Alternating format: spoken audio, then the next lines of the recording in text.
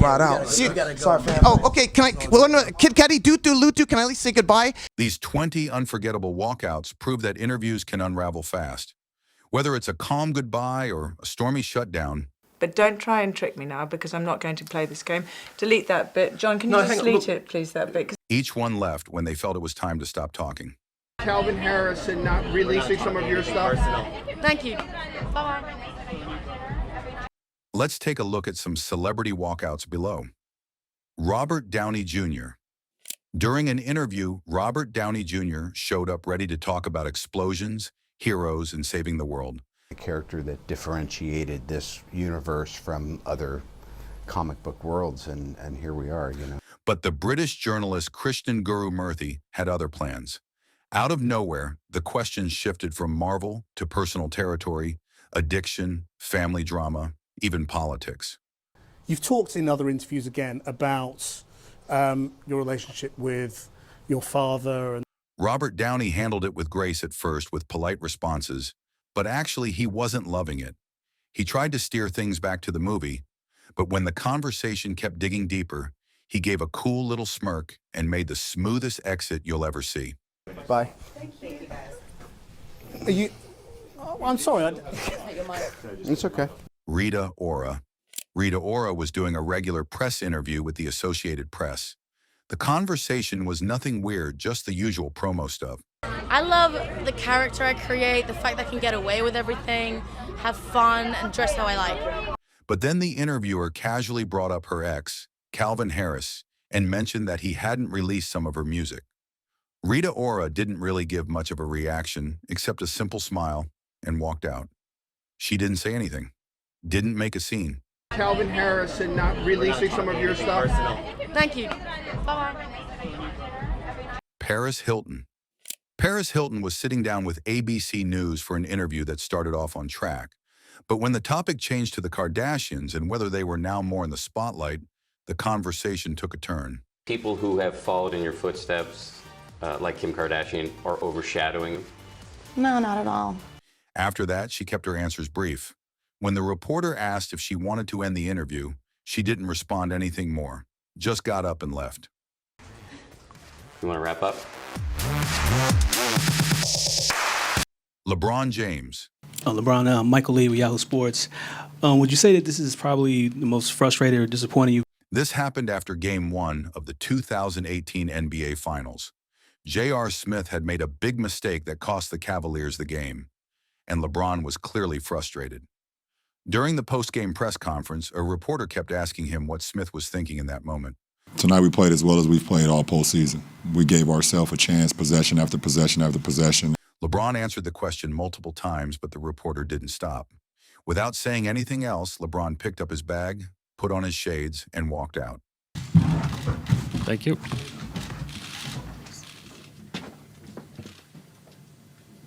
Justin Bieber. Con nosotros, Justin Bieber. Wow. Back in 2015, he appeared on a Spanish radio show where every single question and answer had to be translated. The interview moved slowly because of the constant translation. The questions were also unclear at times, which made it harder to continue smoothly. Estoy haciendo un esfuerzo acústico de cojones porque habla muy bajito Justin Bieber, pero dice que va a sitios donde esté tranqui. After around 8 minutes of sitting through the mess, the host asked him to do a fun bit with some YouTubers to break the internet. Bieber didn't think to say a word. He just stood up and walked out, leaving the host still not realizing the interview was already over. Yeah. Come with us. Come with us. Justin. And they are YouTubers. Vamos aquí. Come with us. Donald Trump. That you think, wow, he really was very nice to me, but after that we've had some difficulty. In 2017, President Donald Trump sat down with CBS for an interview. It started off fine, but things changed quickly when the reporter brought up Trump's claims about being wiretapped by former President Obama.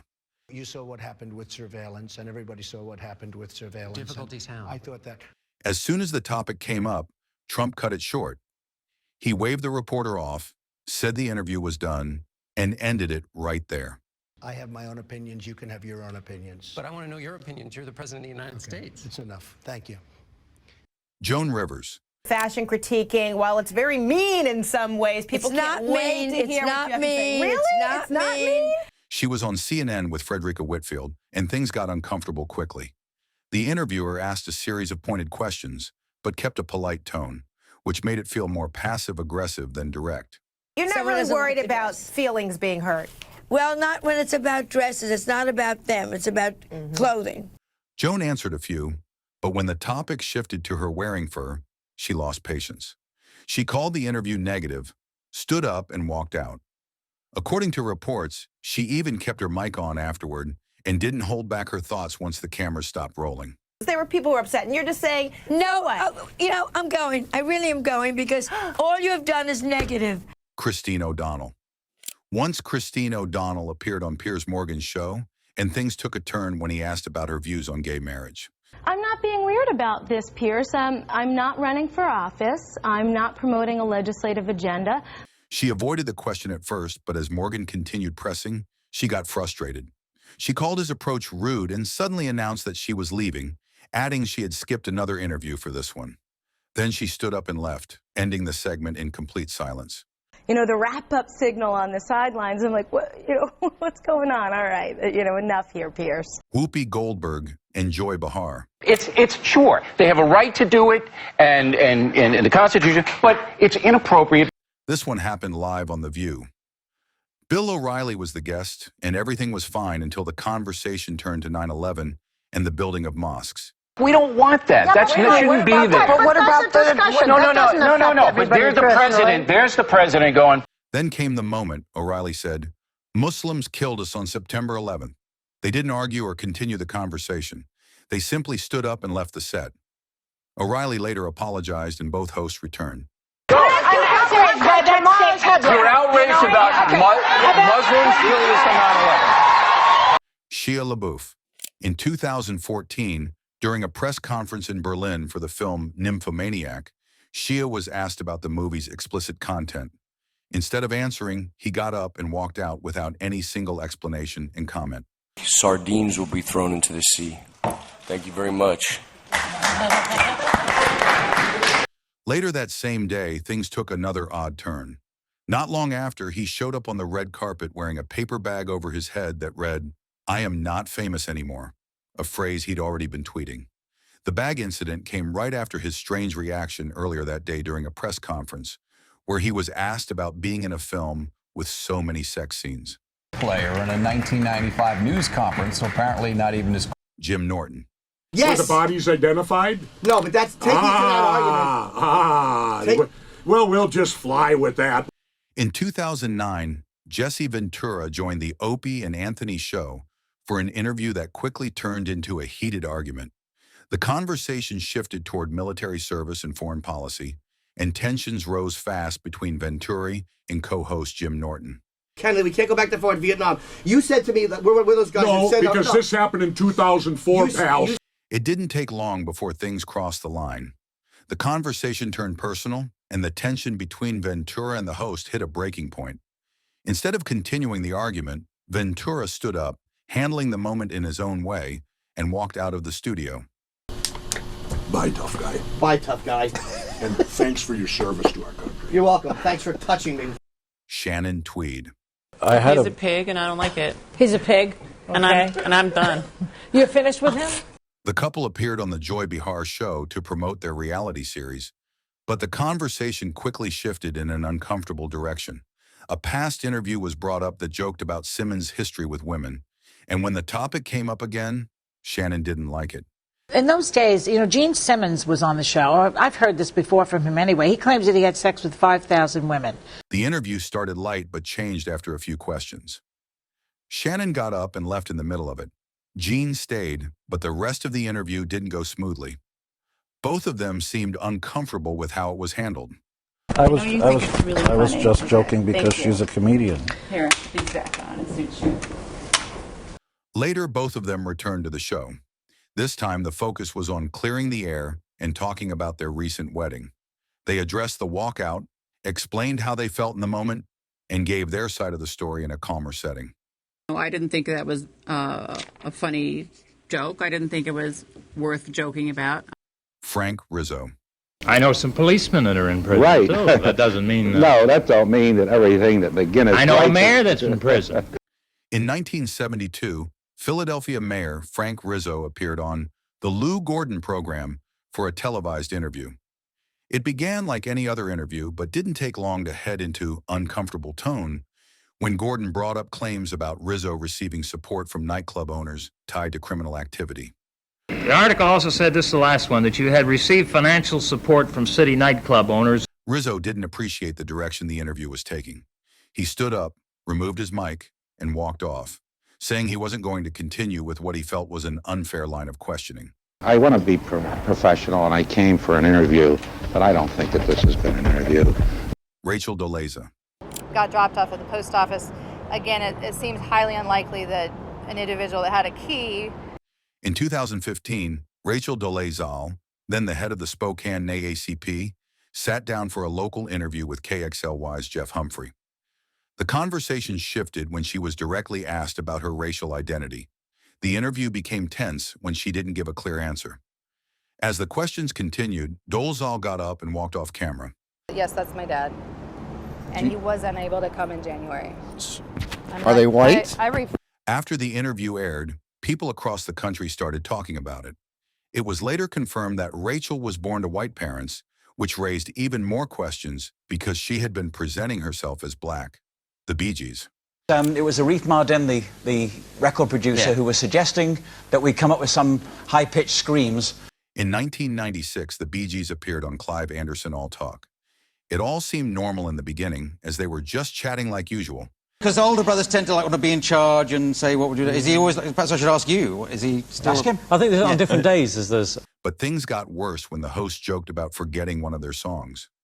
Barry Gibb didn't take it well. He stood up, said he was done, and walked off. The crowd didn't react much, and the host was left sitting alone as the whole band quietly left the stage.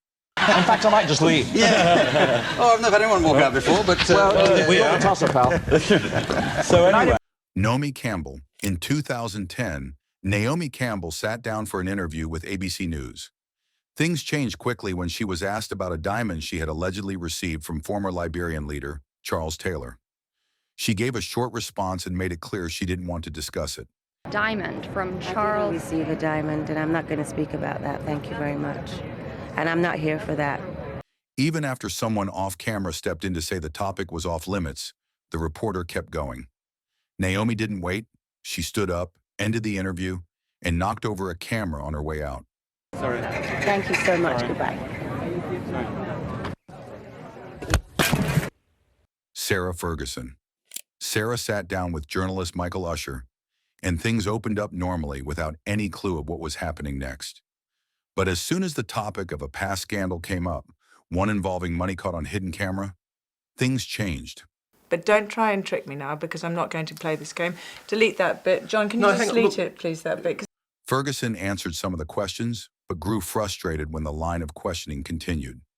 She asked to stop a part of the interview, signaled off camera to her agent, and made it clear she didn't want to continue down that path, though she didn't walk out completely. Eventually, she paused the conversation and asked to take a break. Yeah. I'm going to take 5 minutes. I'm sorry? No, nothing. I'm just going to take 5 minutes. Julian Assange. Several people volunteers have quit. Where do you get your sources from? In 2010, Assange agreed to an interview focused on WikiLeaks and its growing global impact. But instead of staying on that topic, the conversation quickly shifted toward his personal life and past legal issues. But it does affect WikiLeaks. Yeah, but this interview is about something else. He warned the interviewer more than once to keep the discussion relevant, making it clear he wouldn't continue if it didn't. When the questions didn't change, he stood by his word and left the interview. Okay, sorry. Julian, I'm happy to go on to that route. In what sense? Jordan Belfort. Following the release of Wolf of Wall Street, which is based on his life, Belfort sat down with 60 Minutes Australia with reporter Liz Hayes. The interview was meant to cover his past crimes and life after prison, but things didn't stay on track for long. They have very little credibility right now. I've been trying to settle this thing for years, and they've essentially stonewalled me at every step. So, as Hayes brought up the issue of victim restitution and whether Belfort might be hiding money overseas, the tone changed quickly. Belfort grew frustrated and asked to move on, but the questioning continued. Oral contract with your management, the Fordham Company, is that an attempt to hide your income? Not long after, someone off camera cut the interview short. Even after stepping away from the set, Belfort kept going, calling Hayes disrespectful and criticizing the way the questions were asked. Really quick. We've been audited. I think you can air what you want here out of this interview. It's done. Kid Cudi. What can you say about Domingo Dean versus Kid Cudi? Well, there's two things that me and Domingo Dean have in common. During interview, Kid Cudi sat down for an interview with Nardwuar, the well-known Canadian interviewer famous for his unusual style and deep research. The conversation started casually, with Cudi seeming relaxed. But the tone diverted when Nardwuar brought up some personal details, including albums connected to Cudi's late uncle. Do you have his records? I have some of his old vinyl from when he passed on. We went to his apartment. Cudi didn't make a scene or say anything rude. He just stood up and walked out without saying goodbye. Nardwuar tried to follow him down the hallway, but he was not about to come to continue an interview. Right out. Sorry, fam. Oh, okay. Can I? Well, no, Kid Cudi, Lutu, can I at least say goodbye?